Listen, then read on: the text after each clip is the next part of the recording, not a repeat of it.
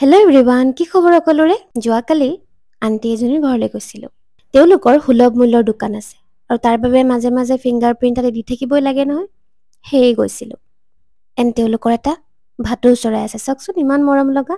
মানুহ গ'লেই হৈছে, একদম ঘূৰি ঘূৰি চাই থাকে। তাৰপিছত আহোঁতে সোমালোঁ লগৰজনীৰ দোকানত। কেইটামানৰ ডিজাইন দিবলৈ বাকী আছিলে যে সেয়াই কৰিবলৈ বহিলোঁ। তাই কেনভাছ এখনত এজনী ধুনীয়া ছোৱালী মেখেলা চাদৰ পিন্ধি বাঁহী বজাই থকা এটা পৰ্ট্ৰেইট আঁকি আছিলে। মই ঘৰত টাইম পালেই অলপ অলপকৈ আঁকি থাকোঁ এইবোৰ।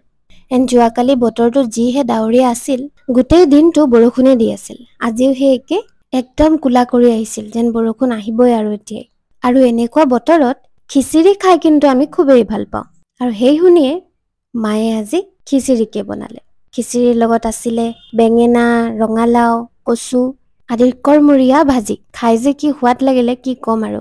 ডাৱৰীয়া বতৰত পিছে আপোনালোকে খায় নে এনেকুৱা খিচিৰি? যদি নাই খোৱা তেনেহ'লে এদিন খাই চাব।